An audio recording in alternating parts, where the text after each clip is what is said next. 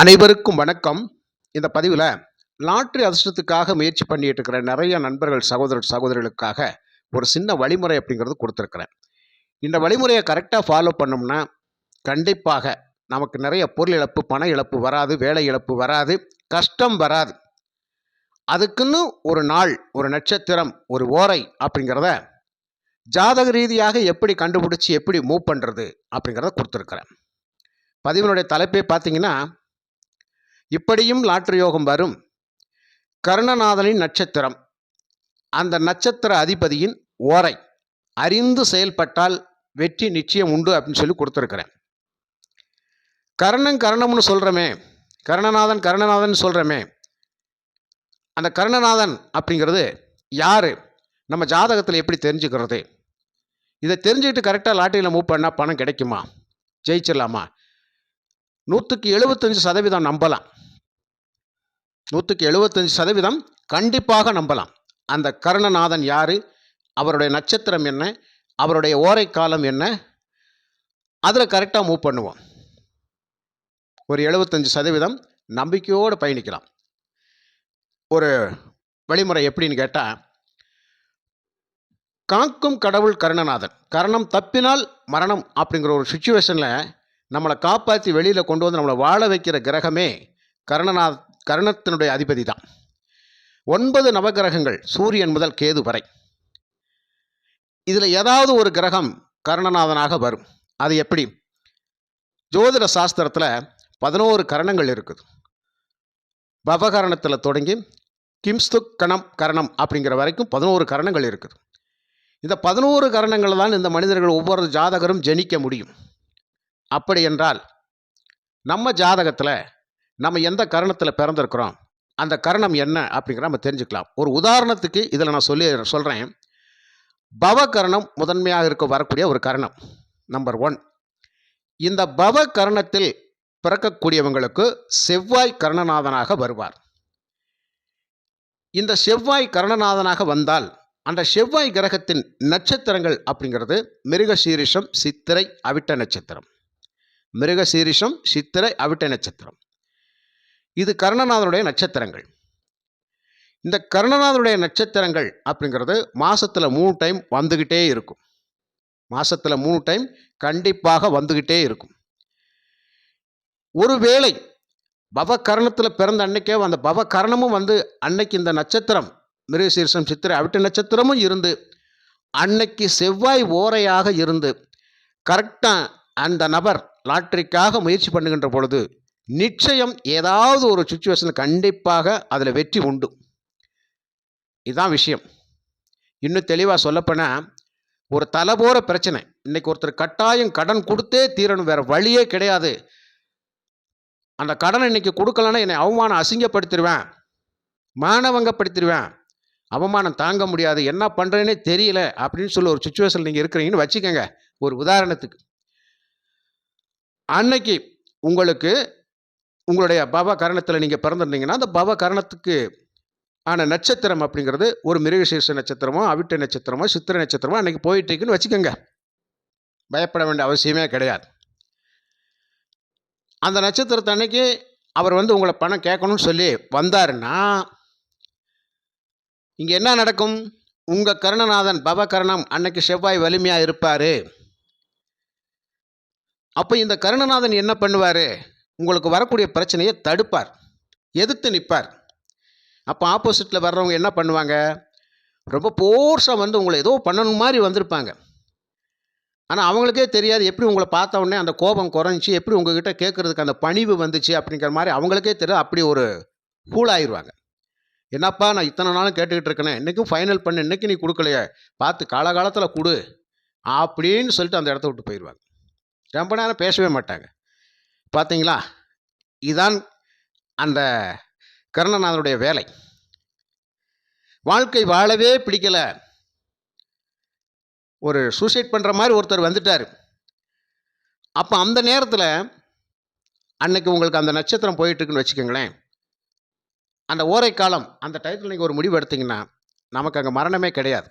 யாராவது ஒரு ஆள் வந்து கண்டிப்பாக காப்பாற்றிடுவாங்க. தலை போகிற காரியமாக இருக்கும். ஒரு 10,000 இருந்தால் ஒரு பிரச்சனையை சால்வ் பண்ணிடலாம்னு நினச்சிட்டு இருக்கும்போது எல்லா நாளும் போய் ஒருத்தர்கிட்ட கேட்டால் கிடைக்காது. உங்களுடைய நட்சத்திரம், அந்த கர்ணனாருடைய நட்சத்திரம் என்னைக்கோ, அந்த நட்சத்திரத்துக்கு அதிபதியுடைய ஓரை என்னைக்கோ கரெக்டாக போய் கேளுங்க. நிச்சயமாக அவங்க கொடுத்துருவாங்க. நல்ல வேலைக்கப்பா, எனக்கு ஒரு உதவி செஞ்ச, கேட்டவனே கொடுத்த, நல்ல வேலைக்கு கேட்டவனே கொடுத்தாரு, அந்த பிரச்சனையை முடித்தேன், சந்தோஷமாக இருக்க. ஒரு ஆஸ்பத்திரி செலவு, உயிர் போகிற பிரச்சனை, தலை போகிற பிரச்சனை, பொண்ணுக்கு கல்யாணம் வச்சுருந்தேன், பண தட்டுப்பாடு, கிடைக்கும் கிடைக்கும் நினச்சிக்கிட்டே இருந்தேன், கடைசி நேரத்தில் எங்கேயும் காலவாரி விட்டுருவாங்களோன்னு நினச்சேன். கரெக்டாக கர்ணனாருடைய நட்சத்திரம் அன்னைக்கு இருந்துச்சு, அந்த ஓரையில் போய் கரெக்டாக கேட்டால் அந்த ஆள் கொடுத்துட்டார். இதுதான் விஷயம். இப்படி பல விஷயத்தில் கர்ணநாதன் உங்களை காப்பாற்றுவார். கரணம்னா என்ன கரணம்? என்னப்பா கரணம் பார்க்க சொல்லிட்டு இருக்கீங்கன்னு கேட்பாங்க. சகுனம் பார்க்குற மாதிரி கரணம் ரொம்ப ரொம்ப முக்கியமானதுங்க ஐயா. அதனால தான் ஜாதகத்தில் நீங்கள் என்ன கரணத்தில் பிறந்திருக்கீங்கன்னு பாருங்கள், அந்த கரணத்துக்கு அதிபதி யாருன்னு பாருங்கள், அவருடைய நட்சத்திரங்களை பாருங்கள், அந்த நட்சத்திரத்தை அன்னைக்கு அந்த ஓரையை பாருங்கள், அதில் கரெக்டாக போய் மூவ் பண்ணுங்கள், கண்டிப்பாக ஜெயிக்கலாம். இன்றைக்கி பல நபர்கள் லாட்ரி அப்படிங்கிற ஒரு விஷயத்துக்குள்ளே போய், ஏன்னா மிகப்பெரிய தொகை இல்லையா, மிகப்பெரிய தொகையாக இருக்கும். இன்றைக்கி கேரளத்தில் 25 கோடி, 25 கோடியெல்லாம் ஒரு மனுஷனுக்கு கிடைச்சா எப்படியா இருக்கும், வாழ்க்கை எப்படி இருக்குன்னு நினச்சி பாருங்க. நிறைய மூவ் பண்ணுறோம், கிட்டத்தட்ட 50 லட்சம் டிக்கெட்டோ 70 லட்சம் டிக்கெட்டோ அடிச்சிருப்பாங்க. இந்த 50 லட்சத்தில் நாம் ஒரு ஆளாக இருக்க மாட்டோமா, அப்படி தானே மூவ் பண்ணுவோம்.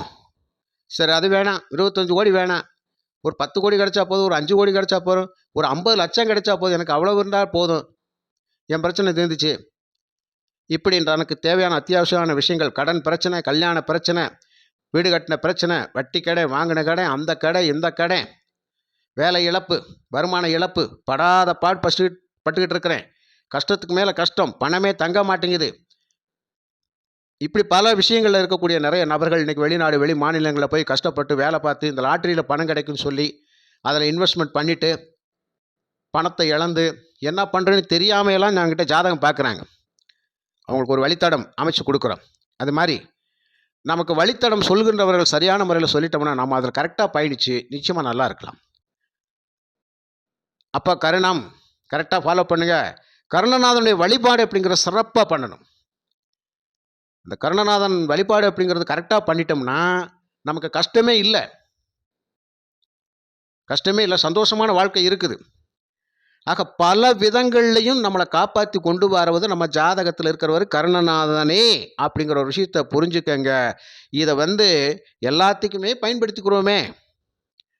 அப்போ இந்த லாட்ரி சம்மந்தப்பட்ட விஷயங்களை விளையாடக்கூடிய நிறைய நபர்கள் உங்கள் ஜாதக ரீதியாக என்ன கரணத்தில் பிறந்திருக்கீங்கன்னு பாருங்கள், அந்த கரணத்துக்கு யார் அதிபதின்னு பாருங்கள், அந்த அதிபதியினுடைய நட்சத்திரங்கள் என்னன்னு தெரிஞ்சுக்கோங்க, அந்த நட்சத்திரங்கள் என்னைக்கு வருதுன்னு பாருங்கள், அந்த நட்சத்திரத்தன்னைக்கு அந்த ஓரை, அந்த கிரகத்தினுடைய ஓரை, அந்த நட்சத்திர அதிபதியினுடைய ஓரையை பாருங்கள், அந்த ஓரையில் கரெக்டாக மூவ் பண்ணுங்கள். ஜெயிச்சிடலாமாங்க? ஜெயிக்கலாம். ஒரு உதாரணத்துக்கு ஒரு நாள் மட்டும் விளையாடினா, நேற்று நீங்கள் சொன்ன மாதிரி போய் விளையாட கிடைக்கலங்க, போனவொடனே கிடைச்சா அதுக்கு என்ன மரியாதைங்க இருக்குது. ஆக ஒரு முறைக்கு 9 முறை நம்மளை சோதிப்பார் இல்லையா, ஒரு முறைக்கு 9 முறை சோதிப்பார். டெய்லி 27 30 நாளும் வாங்கின காசை மாதத்தில் 3 நாள் மட்டும் வாங்கிட்டு விட்டுருவோமே, அப்போ நமக்கு இந்த 27 நாள் காசு மிச்சம் தானே. இதை நம்ம உணர்ந்தோம்னா நமக்கு ஏன் பணத்தை இழக்கிறோம். ஆக லாட்ரி அப்படிங்கிற ஒரு விஷயம் மிகப்பெரிய போதை ஒரு பக்கம், ஆனால் மிகப்பெரிய பணம் ஒரு பக்கம். ஆசை, நற்பாசை கிடையாது, நியாயமான ஆசை, நம்ம பிரச்சனையை தீர்க்கணும், அவ்வளவுதான். அதுக்கு பகவான் கண்ணு திறந்தார்னா நம்ம வாழ்க்கை திசை திரும்பிடும் இல்லையா, நல்லா இருந்துக்கலாம். இப்படி எல்லாருமே ஒரு நம்பிக்கையின் அடிப்படையில் போய் அந்த லாட்ரி விளையாடுறோம். அதனால் இந்த பதிவில் லாட்ரிக்காக தான் சொல்லியிருக்கிறேன். அதனால தான் நீங்கள் தாராளமாக மூவ் பண்ணி பாருங்கள். அப்படி மூவ் பண்ணி பார்த்தீங்கன்னா நிச்சயமாக உங்களுக்கு ஒரு நல்ல வாய்ப்பு கிடைக்கும். அப்போது ஜாதகத்தை பார்க்கணும், ஜாதகத்தை பார்த்துக்கிட்டு அதை தெரிஞ்சுக்கிட்டு மூவ் பண்ணுங்கள். காக்கும் கடவுள் கர்ணநாதன் கைவிட மாட்டார். நிச்சயமாக உங்களுக்கு அந்த வாய்ப்பை அவர் ஏற்படுத்தி கொடுப்பார். ஒரு முறைக்கு 2 முறையோ 4 முறையோ முயற்சி பண்ணுறோம், அவ்வளோதான். ஏதாவது ஒரு சுச்சுவேஷன் அவர் கொடுத்துருவார், கிடைச்சிரும். ஒரு ஓரை காலம் அப்படிங்கிறது ஒரு மணி நேரம் தான் இருக்கும். ஒரு செவ்வாய் ஓரை இருக்குன்னா 1 மணி நேரம் இருக்கும். அந்த 1 மணி நேரம் அப்படிங்கிறது 60 நிமிஷம். அந்த 60 நிமிஷத்தில் ஏதாவது ஒரு நிமிஷத்தில் நம்ம கை வைக்கிற போது அந்த டிகிரி வயசில் கிரகங்கள் நகர்ந்து கொண்டு இருக்கும். 360 டிகிரி பாகையில் நகர்ந்து கொண்டு இருக்கும். அப்போ அந்த 1 மணி நேரத்தில், அந்த 60 நிமிஷத்தில், 3500 வினாடியில் என்ன நடக்கும்? அவரே கரெக்டாக கை வச்சிருவாரு, வாய்ப்பு கிடைச்சிரும். இன்னொரு உதாரணத்துக்கு சொல்லப்போனால், பல நாள் லாட்ரி வாங்கியிருப்பார், ரொம்ப கஷ்டப்பட்டிருப்பார், இனிமேல் வாங்கக்கூடாத முடிவில் அவராக வெறுத்து போய் விட்டுருவார். அன்னைக்குன்னு பார்த்து ஆப்போசிட்டில் ஒரு நபர், இன்றைக்கி எப்படியாவது வாங்க உனக்கு விழுந்துடும், எப்படியாவது இந்த நம்பரை வாங்க விழுந்துடும் அப்படின்னு சொல்லுவாங்க. போப்பா போப்பா, டெய்லி ஏமாந்துட்டேன், என்கிட்ட காசே இல்லைன்றவார். அன்னைக்கு அவர் கேட்கக்கூடிய நேரம் அப்படிங்கிறது, அன்னைக்கு நீங்கள் பிறந்த கர்ணத்தினுடைய அதிபதியுடைய நட்சத்திரம் போயிட்டுருக்கோம்னு வச்சுக்கோங்க. இதே பவகரணம்னு வச்சுக்கோங்க. அந்த பவகரணத்துக்கு செவ்வாய் அப்படிங்கிறது மிருகசீரிஷம், சித்திரை, அவிட்ட நட்சத்திரம், ஏதாவது ஒரு நட்சத்திரம் போயிட்டுருக்கோம். அன்றைக்கி அவர் கேட்டிருப்பார், நீங்கள் அன்றைக்கி வேணாம்னு சொல்லியிருப்பீங்க. அவர் வழியை கொடுப்பார். நீங்கள் வேணான்றீங்க, காசே இல்லைன்றீங்க. ஆனால் அன்றைக்கி காசும் இருக்கும், வாங்கவே கூடாத முடிவில் கூட இருப்பீங்க. அவர் உங்கள் பாக்கெட்லேயே வச்சு விட்டுருவார், எப்படியாவது வாங்கணும் கெஞ்சி மன்றாடுவார். அப்போது அந்த நட்சத்திரத்தன்னைக்கு அந்த ஓரை இருக்கும். அந்த ஓரை காலம் உங்களை விடாது. ஏன்னா நல்ல நேரம் இல்லையா, உங்களுக்கு வரணும்னு முடிவாகி போச்சு. அப்போ என்ன ஆகும்? வலுக்கட்டாயமாக கொடுத்துட்டு போவார்.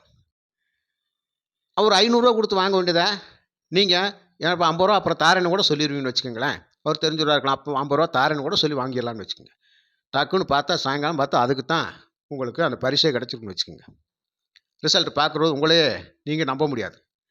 அப்போ இங்கே என்ன நடக்கும்? வேணான்னு சொல்லி நான் தான்ப்பா அந்த ஆளுக்கு வழியாக கொடுத்தேன்னு அவர் சொல்லுவார். நேரமே அவருக்கு அப்படின்வாங்க. என்ன நேரம்? கருணநாதன் காப்பாற்றிட்டாரு, அவ்வளோதான் விஷயம். அப்போது கர்ணம் அறிந்து செயல்படு, கர்ணத்தினுடைய நட்சத்திரத்தினுடைய அதிபதியை பார்த்து கரெக்டாக செயல்படு, ஓரையை பார்த்து செயல்படு, கண்டிப்பாக ஜெயிக்கலாமே. இவ்வளோதானே ஐயா விஷயம். சரி, ஓரை பார்த்து வாங்கலையா ஒருத்தர், நட்சத்திரம் பார்த்தலாம் வாங்கலை ஒருத்தர், ஆனால் அவர் கரெக்டாக விழுந்துருச்சு, இது எப்படி அப்படின்னு ஒருத்தர் வீம்புக்கே கேள்வி கேட்பார். அந்த வீம்புக்காக கேள்வி கேட்கக்கூடிய நபரை நான் பதில் சொல்கிறேன். எப்படின்னு கேட்டால், அவர் ஓரை பார்க்கல, நட்சத்திரம் பார்க்கல, எதுவுமே பார்க்கல, ஆனால் அவர் போய் வாங்கினார், அவளுக்கு விழுந்திருக்கு. இந்த இடத்துல என்ன யோசிக்கணும்? நம்ம இன்ன வரைக்கும் விளக்கம் என்ன சொன்னேன்? அன்னைக்கு அவருக்கு அவருடைய நேரம் கரெக்டாக, அவருடைய கர்ணநாதனுடைய நட்சத்திரம் அன்னைக்கு ஓடிட்டு இருந்திருக்கும். அந்த நட்சத்திரத்தில் அவர் அந்த ஓரை காலத்தில் கரெக்டாக மூவ் பண்ணியிருப்பார், அவருக்கு கிடைச்சிருக்கும். இவ்வளோதான் விஷயம். போங்க அதெல்லாம் பொய்யுங்க. அவர் சொல்ல ஜாதகமே பொய்யன்றுவார், எல்லாமே பொய்யன்றுவார், அவர் செய்கிறதான் சரின்னு சொல்லுவார். ஆக இல்லை என்று சொல்பவர்கிட்ட போய் வாதாடிட்டு இருக்கிறத விட, இருக்குன்னு சொல்கிறவங்ககிட்ட 4 வார்த்தை நறுக்காக பேசி அவங்களுக்கு வழிமுறை கொடுத்துட்டோம்னா அவங்க நல்லா இருந்துக்குவாங்க. அப்புறம் நம்பினவங்க ஒரு நாளைக்கு நல்லா வாழ்கிறவாது அந்த இல்லைன்னு சொல்லவர் என்ன பண்ணுவார்? நம்மளும் ஜஸ்ட் முயற்சி பண்ணியிருக்கலாம், நம்ம ஒரு வெத்து கௌரவம் பார்த்து நம்மளாக கெடுத்துக்கிட்டோம் அப்படின்ற மாதிரி அவர் மனசாட்சி அவரையே சுட்டுக்கிட்டு இருக்கும். அந்த மாதிரிலாம் நடக்கும். அதனால் மனம் என்ன சொல்கிறோ அதை கேளுங்க. ஆனால் கருணநாதன் கண்டிப்பாக கைவிட மாட்டார். ஜாதக ரீதியாக நீங்கள் வாங்கக்கூடிய ஒரு விஷயங்கள் அப்படிங்கிறது கர்ணம் அப்படிங்கிறத பாருங்கள். கண்டிப்பாக உங்கள் காசு பணம் விரயமாகாது. தயவுசெய்து லாட்டரியில் அதிகமான முதலீடு பண்ண வேண்டியது அவசியமே இல்லை. நான் சொன்ன மாதிரி கரெக்டாக ஃபாலோ பண்ணுங்கள். நிச்சயமாக உங்களுக்கு கண்டிப்பாக ஒரு வாய்ப்பு அப்படிங்கிறது கிடைக்கும் நண்பர்களே. பணம் மிச்சமாகும், நேரம் மிச்சமாகும், வேலையை பார்த்துக்கிட்டே இருக்கலாம். இதுதான் விஷயம். சரியாக பயன்படுத்துங்க, கண்டிப்பாக வாழ்க்கையில் ஜெயிக்கலாம் என்று கூறி மற்றொரு நல்ல பதிவில் நான் உங்களை சந்திக்கின்றேன். நன்றி, வணக்கம்.